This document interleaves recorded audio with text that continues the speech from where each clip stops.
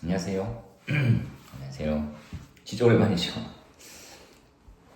너무 게으르기도 했고, 그리고 다르게 이제 뭐 준비하는 것들이 좀 있어가지고, 그래서 겸사겸사, 그리고 뭐 늘 많은 자료를 드리고 싶고 하는데, 이번에 이제 그 동영상 강의 관련해서 그 교재가 다 바뀌었어요.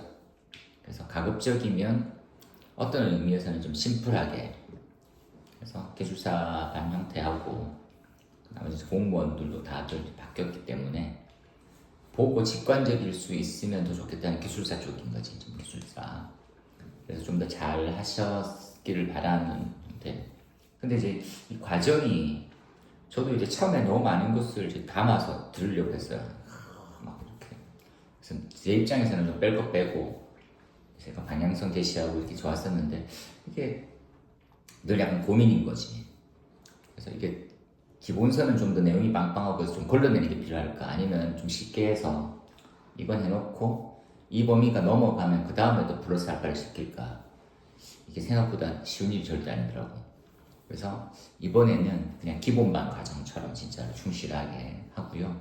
그 다음에 심화 부분들은 개념은 어떻게 했으면 좋겠습니까 하면 1, 2주 전에 문제를 주고, 그리고 암기를 시키고, 그리고 써볼 수 있게 하고, 그리고 잘 쓴다까 못 쓴다를 선별해서 거기서 플러스 알파 더 잘할 수 있게 만드는 거, 그것들이 이제 나가야 될 방인 것 같아요.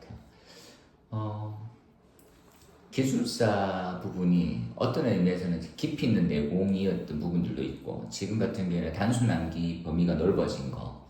근데 이게 아는 게 많은 게 내공이 큰 건가를 고민할 때가 있어. 제대로 알고 것도 모르는데, 근데 제대로 알면 또 얼만큼 안다고 라고 하시는 분들도 있고, 그래서 제가 이제 기술사 공부는 늘상 말씀드리지만 습자지처럼 하라고. 저도 그렇게 배워왔고, 왜냐하면 이게 엔지니어 느낌으로 공부를 하는 거라서 무한정 팔 수는 없어요. 특정 범위에 대해서 잘하면 좋지. 근데 그게 아니거든요. 그래서 그런 부분들을 고려한다면, 좀 이렇게 특정 수준까지는 이렇게 가고, 좀 더 중요 부분이 있으면 좀 더 깊이 파고 하는 것들이 낫지 않을까 하는 생각이 들어요.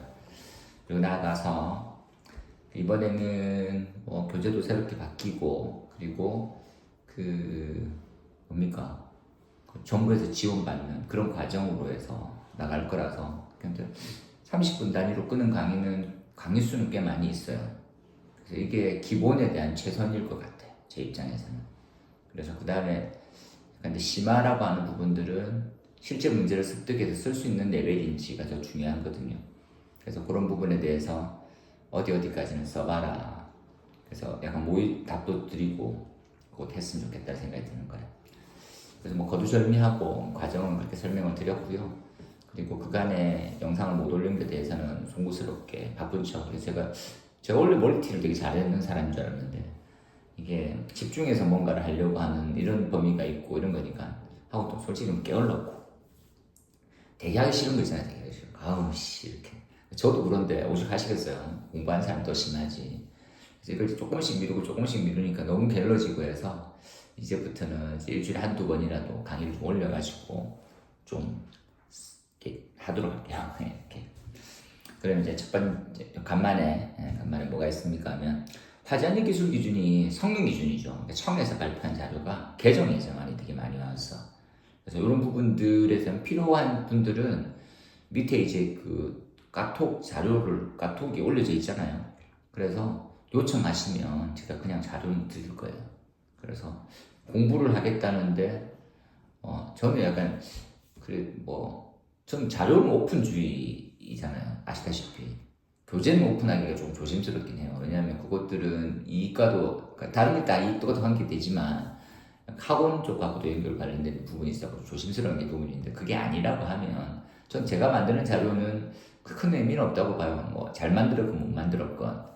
그래서 뭐 이해하고 익혀서 가는 부분이 있다고 하면 저는 적극적으로 좀 환영하는 입장이어가지고 보세요. 그래서 한 내용들 개정된 게 뭐가 있는지 같이 한번 보자. 그죠? 지금은 올려둔 자료에서 8월 19일자 정기편으로 해서 화재안전 성능 기준 개정안이거든요. 어떻게 개정됩니까? 보면 우리가 말하는 인명구조기구가 4가지가 있어요. 방화복, 방열복, 그리고 인공소생기, 그리고 공기호기가 있는데 설치되고 있는 것들이 우리가 뭐라고 외웠었냐면 지하층을 포함한 뭐 7광 5병이었거든요. 7층 이상의 관광호텔, 5층 이상의 병원. 얘네들이 약간 나누어지는 기준으로 됐어요. 그래서 그냥 과거에는 뭐였습니까? 한꺼번에 주고 2개 이상을 설치한다라고 했었고요. 그리고 관로에서 병원은 인공소생기는 제외한다라고 했던 기준들이 좀 더 기준이 나눠졌어. 그리고 보시면 이렇게 나눠졌어요. 이렇게. 여기 보이나요? 이렇게 나눠졌어. 그래서 7층 이상 포함하는 지하층을 포함한 7층 이상 관광호텔, 인명구조기구는 방화방열, 공기호기, 인공소생기 들어가고요. 5층 이상의 병원은 아예 인공소생기를 제외시킨 거지.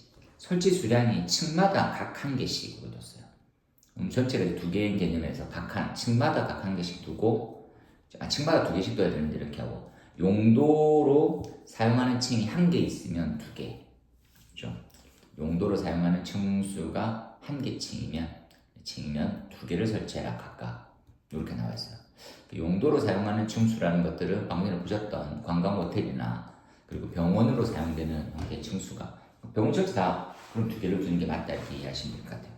그 외에는 수용인은 100명, 그리고 대규모 점포, 지하 역사, 상가 이렇게 들어가는 거니까 확인하시고. 그죠? 이것들은 뭐 다 외우잖아요. 잘 외우시면서. 5개 소화전이 개정됐어요. 5개 소화전이. 5개선이 어떻게 개정됐습니까? 다른 의미는 아니고요. 우리가 이제 시설법에 보면 저는 이제 약간 공부를 하는 걸 따라서 이제 기준을 먼저 정리해서 볼 때 시설법이라고 하는 것은 소방시설이 설치되는 대상을 나타내는 기준이거든요. 소방시설이 설치되고 있는 기준인 시설법을 보면 알 수 있어야 돼. 근데 이게 어느 순간 그 전부터 그랬겠지만 화재안전기술기준, 즉 성능기준 형태는 성능기준은 기준이 나와 있는데 설치 대상이 없는 설비인 거예요. 예를 들어서 대표적인 예가 이제 화재 조기 진압용 스프링클러거든요. 걔네들은 기준은 외국 걸 그대로 카피하듯이 해서 진짜 잘 돼 있는데 정작 시설법에 화재 조기 진압용 스프링클러를 설치해야 되는 대상이 없어. 설치 대상이 없는데 기준이 있다는 것은 이건 진짜 잘못됐다고 봐요. 그죠?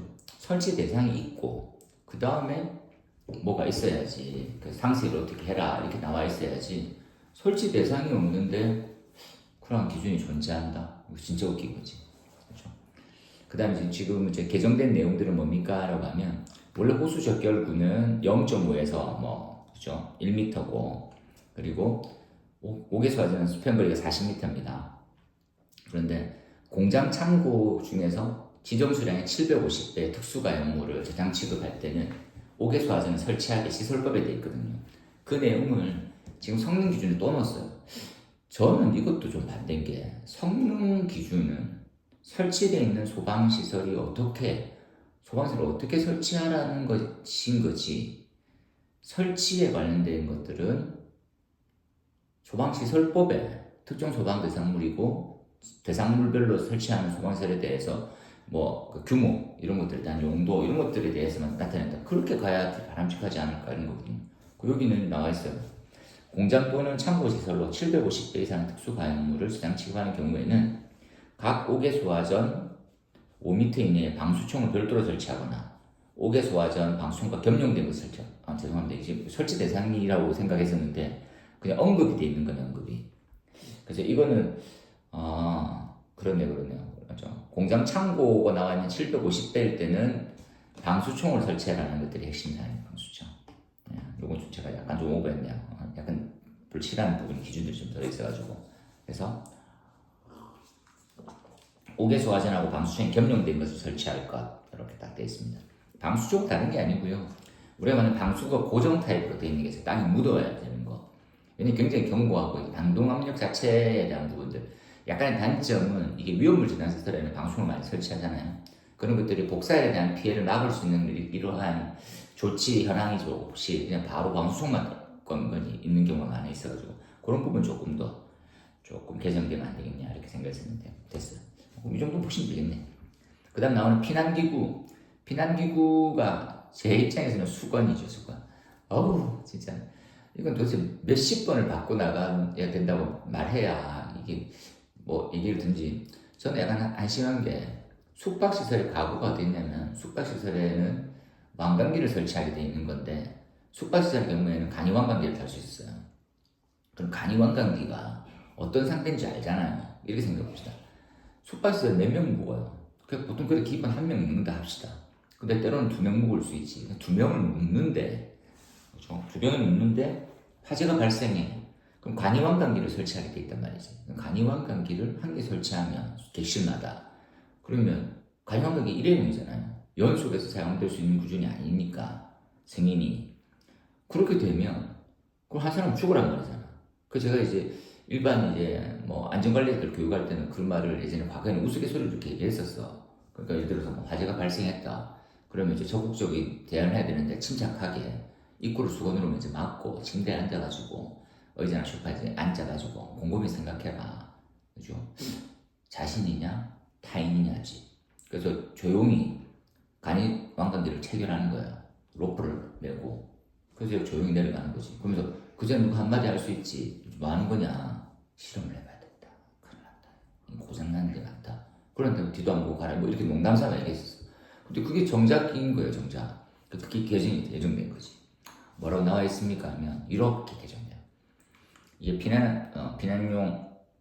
비난기구 기준에 5조의 적응성 및 설치 기준에 2항에 비난기구는 다음에 각 호의 기준에 따른 개수 이상으로 설치해라. 1, 조이로 2항이고 1호 층마다 설치하고 종류별로 그 용도 및 바닥 면적을 고려해서 1개 이상 설치해라. 여기까지 딱 좋아. 그 다음에 이거는 1호에 따라 설치하는 비난기구 외에 숙박시설, 휴대용 콘도니움을 제외한 숙박시설의 경우에는 객실마다 하나의 왕관기는 연속 사용이 가능합니다. 또는 객실별 수용 인원수 이상의 간이왕관기를 추가로 설치해라. 간이왕관기 수용 인원수만큼. 엄청 잘했다고 봐요. 엄청 잘했다고 봐. 근데 여기서 또 한번 태클을 겁시다.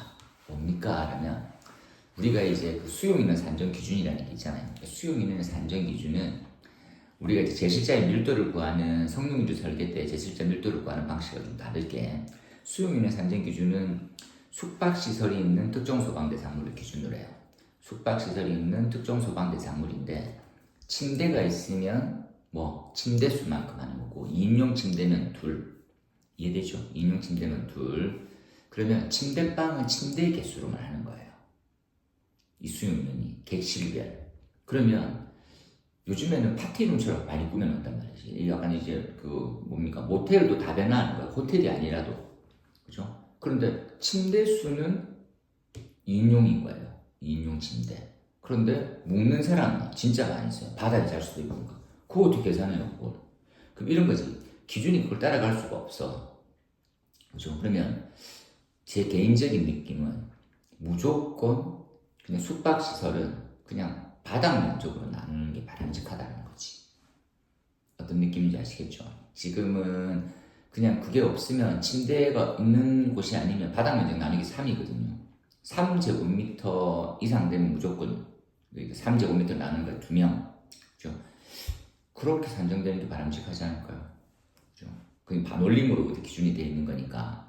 그래서 좀 큰 파티룸으로 되어 있어. 그러면 무조건 왕관기를 달게 하든지 아니면 수용 인원수만큼 간이왕관기를 달려고 하면 이게 2개, 3개로 넘어가면 무조건 왕관기로 갈 거거든.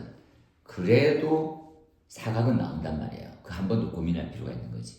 그래서 지금 의견 제시 기간이나 안에 대한 부분이니까 저는 개인적으로는 조금 의견을 제시했으면 좋겠다는 생각이 들어요.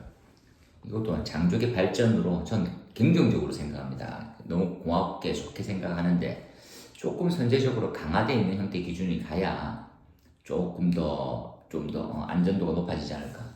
객실마다 왕관기 하나.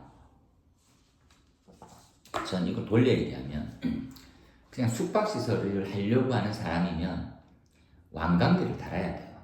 간이왕관기가 뭔 말입니까? 간이왕관기가. 그죠? 간이왕관기는 진짜 없어져야 될 것 중에 하나예요. 제 입장에서는 진짜. 그죠?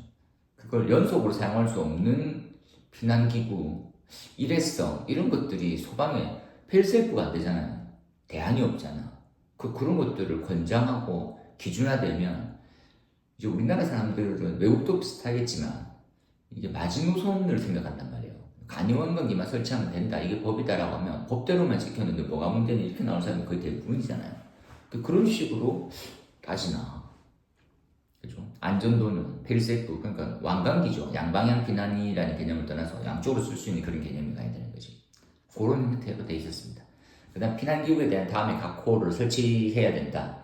설치해야 되는 형태에 대한 기준은 요 지금 1호에 가로가 0.5, 세로가 1m인 개구부가 있고 동일 직선상에 둬서는 안 되고요. 그 다음에 피난기구가 국법은 어떻게 됐었습니까 하면 피난기구는 특정 소방대상물의 기둥 바닥 보 구조상의 견고한 부분에 볼트 조인 매입, 그죠? 매입, 이 매입을 매립으로 수정하고 있는 형태에 대한 기준이 생긴 거예요. 그죠? 그 다음에 용접 등의 방식으로 견고하게 부착할 것에서 형식 승인받은 최대 사용 하중을 충분히 견딜 수 있도록 설치할 것. 어떤 느낌입니까 하면 피난기구 특히나 이렇게 생각해보면 피난기구는 성능 인증이 많아요. 성능 인증, 형식 승인보다는 성능 인증 기준을 따져가지고 해야지. 공개 알림 매트도 그렇잖아요. 공개 알림 매트도. 그래서 지금 나와 있는 성능 인증 대신에 형식 승인이 되어 있으면 형식 승인에 설치되어 있는 기준점, 최대 사용 하중이라고 나와 있는 부분들, 그것들을 충분히 버틸 수 있는 앙카라든지 뭐 이런 것들을 설치해라라고 하는 것들에 대한 언급인데 뭐 맞죠. 충분히 맞고 그렇게 설치하시면 된다라는 거. 그렇게 보면 큰 문제가 되는 것들은 아니겠지만 조심해야 되는 거죠. 이런 부분들을 좀 더 고려해서 안전도만 생각하면 이런 부분보다 좀 과감한 정책이 좀 필요한데 아직까지 너무 이제 관계인한테 피해를 줄 수 있는 부분들에 대해서는 크게 언급을 많이 안 하고 있는 것 같아서 이렇게 보시고, 그 다음에 자동화재 탐지 설비죠. 자동화재 탐지 설비에 뭐가 들어왔습니까 하면 전기자동차가 들어왔어요. 원래 이제 계단 연기 감지기 설치 대상이잖아요. 기억납니까? 계단 경사로 복도 그리고 엘리베이터 승강로, 경사로 승강로 이런 부분들 있잖아요. 유사하게 이런 부분들의 취숙입이죠. 입취숙하든지 그러니까 숙박 주사죠. 그리고 취침, 숙박, 입원 등에 대한 대상들 거실에는 연기감지 설치되는데 오히려 개정 후에는 뭘로 나와 있습니까? 계단, 경사로, 복도, 엘리베이터, 승강로 그리고 난 다음에 전기자동차 충전소가 들어갔어요. 전기자동차 충전소에 연기감지기 설치하는 것들을 필수로 보는 것들이 바람직하겠죠. 그죠? 지하 주차장에 하나는 거. 저는 이건 되게 잘 만들었다고 생각해요. 이것들은 법에 곧 방영이 될 것 같으니까 하나 암기해서 외우시면 좋을 것 같고. 감지기에 대한 설치 기준은 각 호마다 되어 있는데 교차로가 되어 있고요. 그리고 급속한 연수 확대가 우려되는 장소에서는 감지기 및 축적 기능의 수신기를 연결해서 사용하는 감지기는 축적 기능이 없는 걸로 해야 돼요. 그런 내용도 많이 읽어봤던 내용이에요. 그렇게 보시면 됩니다.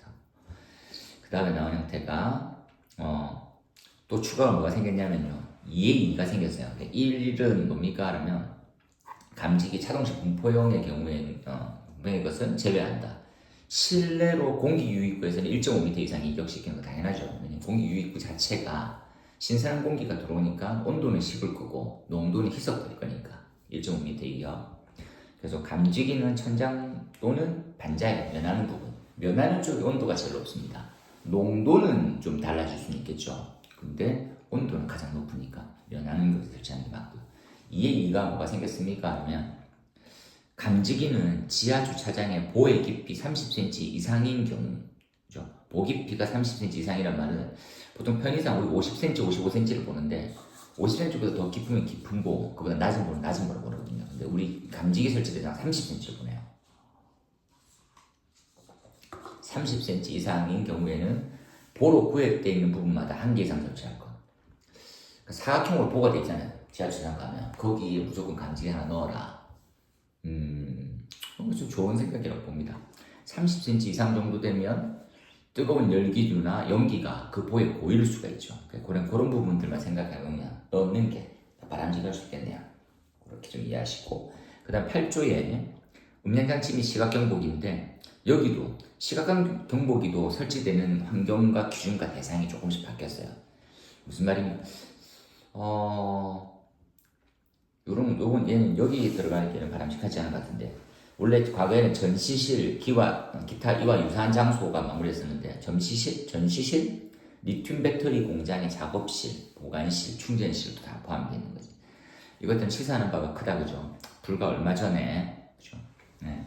리튬 1차 배터리가 화재로 발생해서 많은 인명피해가 발생했어요. 그런 부분들을 고려해서 리튬 배터리, 리튬 이온 배터리가 아닙니다. 리튬 배터리, 1차 배터리를 얘기해요. 1차 배터리 공장 또는 작업실, 그리고 보관실, 충전실 들어가는 게 있지 않을까 나와 있고요.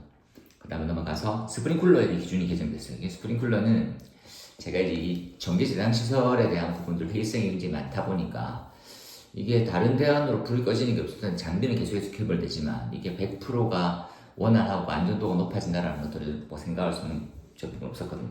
거기에 해결하는 대안으로 갖고 온 게 40번의 난임 트락입니다. 난임 트락이라는 것들은 쉽게 생각하면 우리가 넌이 있고 난이 있고 싱글이 있고 더블이 있거든요. 더블은 이제 우리가 그 스프링클러 헤드 배관에 공기를 넣어놨고, 그 다음 감지기 작동이 이한 거와 공기는 안으로 들어가는, 공기가 감지 헤드거든요. 헤드가 터짐으로써 이게 엔드 작용을 통해서 스프링클러 2차적으로 물이 넘어가서 불을 끄는 거. 그다음 싱글은 감지기에 의한 부분. 나는 둘 중에 하나만 생각하면 돼요. 둘 중에 하나. 그래서 지금 설명이 어떻게 되어 있습니까?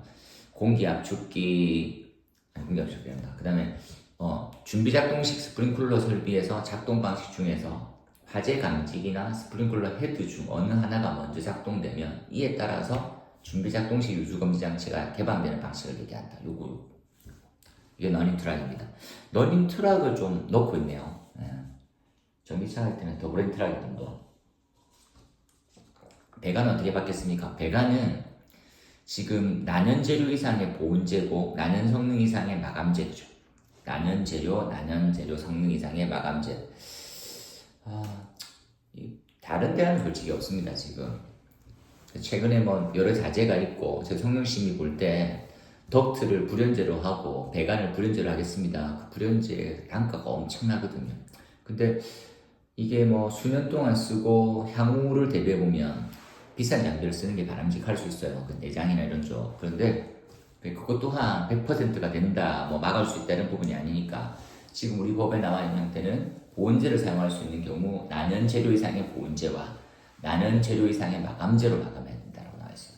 기존에 설치되어 있는 것들은 어느 정도로 옮기든지 이런 부분들 다 필요하고 15번이 잘 돼 있어요. 지하주차장의 스프링클러는 습식으로 해라. 요건 법제화 시키는 거 좀 놀랬어요. 그 다음에 다만 화재 감지기 작동 여부와 관계없이 스프링클러 헤드의 작동에 따라서도 유수검지 장치가 개방되는 방식으로 할 수 있다. 헤드가 터지면 헤드가 작동함에 따라 유수검지 장치가 개방되는 흡사 느낌이 쎄하지만 준비 작동식의 일정 부분을 살짝 바꿔서 하려는 게 아닌지 걱정되네요. 그 다음에 10조의 헤드, 그렇죠? 사망의 헤드를 설치하는 천장과 반자 사이에 또는 덕트, 선반에 등의 각 부분으로부터 하나의 스프링클러 헤드까지 수평거리 2.1m, 이게 기본인 거예요, 그렇죠? 그 다음에 성능이 별도로 인정된 스프링클러 헤드는 수리 계산할 때는 그렇게 하지 않다. 다음에 같은 장소, 무대부, 그죠? 특수가용물 1.7m, 지금 나와 있는 이제 내화 구조로 된 특정 소방 대상물 2.3m 이렇게 나와 있네요. 전기차 전용 구역은 제외되어 있는 거. 많이 바뀌었네요. 그리고 조기 반응형, 아까 나왔었죠? 조기 반응형에 대한 헤드 설치 대상에 전기차 충전 구역이 도입될 예정입니다. 송수구는 정기적인 신호만 개방되는 방식에서 유수검지 장치 또는 여기 있는 송수구를 방호구역마다 유수검지 장치 2차 측 연결해서 해라. 이거 잘 나와 있네요. 보시고 여기까지 해서 지금 나와 있는 스프링클러 개정안에 대해서는 언급을 말씀드렸었고요. 향후에 지금 말씀드리고 있는 건 윈도우 스프링클러 도입됐어요. 윈도우 스프링클러는 실내 화재를 창문을 통해 상층부 확산을 연소를 막겠다. 그죠? 조건은 신청자가 제시하는 요건이, 그죠? 그 지금 유리에 붙어 있는 온도계, 열전대를 부르죠. 평균 온도가 140도를 초과하면 안 되고, 그 다음에 180도를 초과해서 40도를 유지하면 안 돼요. 지속되면 안 된다. 그 다음에 유리 파손되면 안 된다라고 확인이 되는 시험을 가지고 있고, 그 다음에 내진 설계 기준 바뀌었습니다. 이건 준비하시고요. 법령 중에서 생활 숙박시설 생숙을 용도 변경할 때 그렇죠? 어떻게 해야 됩니까? 이런 부분들도 다음 시간에 좀 자세히 알아보도록 하겠습니다. 간만에 켜고 인사를 드리는데요. 구독, 좋아요 이런 거 저는 그런 것보다는 이렇게 소통할 수 있는 부분이 되게 감사하고 또 고마워하고 있고요. 그리고 질문 올리고 그리고 꾸준히 응원을 상호 주고받을 수 있다는 것도 큰 그냥 기쁨이자 자랑이지 않을까 하는 생각이 듭니다. 기숙사 시험 며칠 안 남았는데 마무리 좀 잘 하시고요. 그리고 요 부분 이후에 잘 만들어서 좀 더 보다 더 나은 콘텐츠로 해서 전달드리도록 할게요. 좀 오랜만에 해서 어색도 좀 하고 장소가 약간 좀 소라기도 하고 그렇습니다. 여하튼 늘 응원하고 있으니까 최선을 다해 주시기 바랍니다. 따면 좋아요. 따면 좋습니다. 그러면 오늘은 여기까지 할게요. 고생하십시오.